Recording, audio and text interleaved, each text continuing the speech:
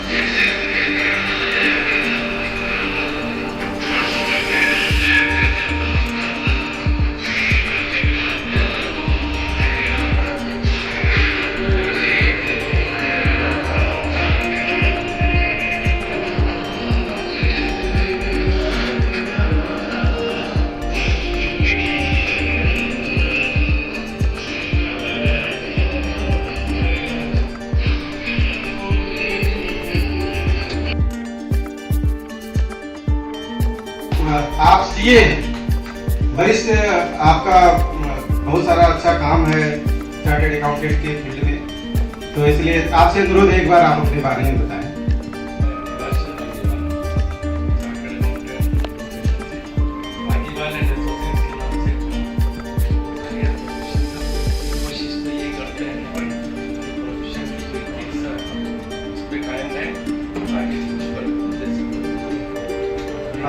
हमारे बीच में संजय दीवान जी, advocate, senior advocate Sanjay दीवान जी भी। धर्म जागरण परिषद के नाते धर्म जागरण का काम भी देखता हूँ और भारतीय जन सेवा संस्थान के काम से धर्मांतरण को रोकने का धन्यवाद। आज के धर्मांतरण का ही काम रोकने का बहुत विशेष कार्य है जो जोरों से चल रहा है, उस पर आप अगर काम करते हैं तो यह भारत के लिए सौभाग्य की बात है, हमारे लिए भी सौभाग्य की बात है। यहाँ कर्म से भाग्य बदलते हैं, इसलिए कर्म निष्ठा कल्याणी है, इसलिए कर्म करोगे तो भाग्य को भी बदलो। बहुत बढ़िया, बहुत बढ़िया, thank you, thank you, thank you.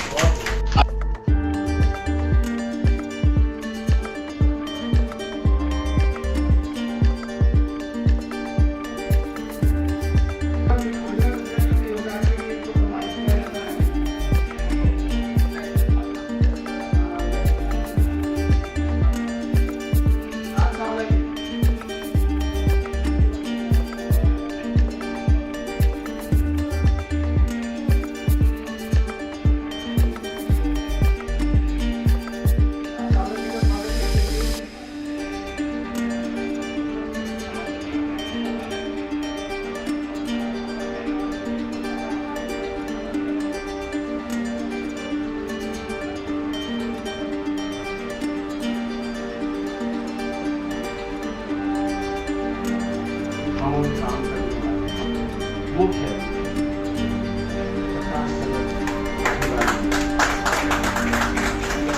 आपके मार्गदर्शन में ये सारे युवा और अपने अपने विधा में मशहूर लोग, मार्गदर्शन आपका रहेगा तो सब लोग आगे बढ़ते रहेंगे। आप सीए हैं, आप समाज सेवी, आपका समाज में बहुत बड़ा योगदान है। ऐसा आगे और बातें आप आगे वाले हिसाब से समझेंगे, अनुभव ऐसा जो बताएंगे वो हो सकता है कि बहुत सारी चीज़ें उनका अनुभव है, उनकी पढ़ाई है, ऐसा आप जोरदार क्लैपिंग से मैं चाहता हूँ कि हमारे चीफ गेस्ट हैं श्री प्रकाश चंद्र आगीवाला जी, बहुत सीनियर चार्टर्ड अकाउंटेंट हैं और आज इन्होंने हमें टाइम दिया। मैं दिल से सबका थैंक यू करता हूँ sir, thank you, please start. Thank you.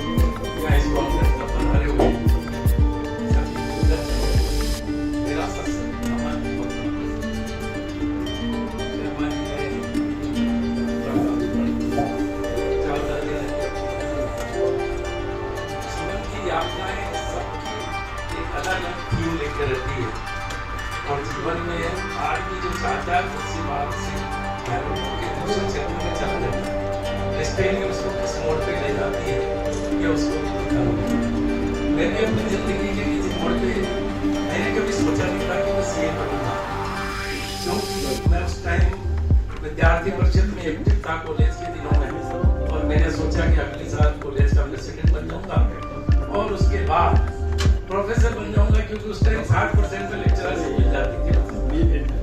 तो मैंने कहा लेक्चर लगा, फिर देश का बाकी बिगाड़ूंगा या सुधारूंगा और तो समय और कुछ एक आधी किताब लिखूंगा तो नाम बाकी हो जाएगा।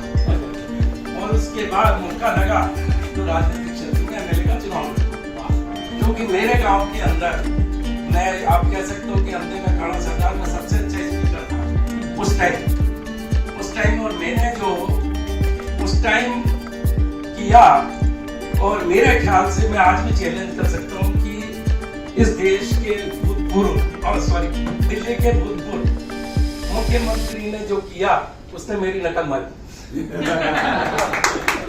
और मैं वहां के बुजुर्गों को प्रस्तुत करके इस बात को प्रूव कर सकता हूं।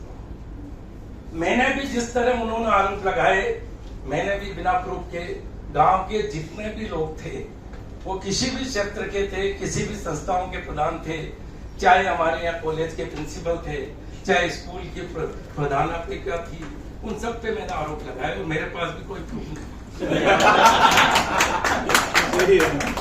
मेरे पास भी कोई प्रूफ नहीं था। मेरी 1.5 घंटे की स्पीच मेरे गांव वालों ने बड़ी तन्मयता से सुनी, क्योंकि मैं शर्मा जी को गाली दे रहा हूं तो डीडी अग्रवाल जी ताली बजा। और जब डीडी के बारे में कुछ बोला तो शर्मा जी ताली बजा। क्या समझे? तो लोगों को 4000 की पब्लिक को मैंने एड्रेस किया। मैं अटल बिहारी वाजपेयी था नहीं, उसके बावजूद भी लोगों ने मुझे सुना। और चाहे वो कांग्रेस के नेता हो, चाहे जनसंघ के नेता हो, चाहे स्वतंत्र पार्टी के नेता हो, दर्शन के हर व्यक्ति का मैंने नाम लेके स्टेज पे सबके लिए कुछ न कुछ बोला। और मेरे जो अध्यक्ष थे वो जैसे इनके पास खलीफा है संजय सिंह, वैसे मेरे अध्यक्ष भी खलीफा थे ताराचंद लोढ़ा। जब चाहो उनसे चाकू छुटे चलो। उसी तरह इनके पास पत्रकार के लिए जो सज्जन थे योगेंद्र यादव, तो मेरे यहाँ भी वहां पर लोकल पत्रकार मेरे साथ। और जैसे इनके साथ अन्ना हजारे थे, वैसे मेरे गांव का अन्ना हजारे, जिसने पहला चुनाव लड़ा कांग्रेस के टिकट पे और अपनी पूंजी बर्बाद करके, और वो केवल मोरल एजुकेशन की अपेक्षा शिक्षा देने के लिए स्कूलों में दिया करते, तो वो उस सभा के अध्यक्ष बने। तो कहने का मतलब है कि जीवन आपको कहाँ ले जाता है इसका कोई भरोसा नहीं। मैंने उसके लिए 2 लाइनें भी लिखी थी अपनी जिंदगी में, कि जिंदगी में एक कदम गलत रखा था, जिंदगी में एक कदम गलत रखा था, जिंदगी उसको ढूंढते ढूंढते ही खो गई। क्योंकि मैं सबकी याद हूँ क्या विमर्श देख रहा था, तो मैं तो शॉर्ट में अपनी जिंदगी बता रहा हूँ, क्योंकि मेरे टीचर ने मुझे एक बात सिखाई।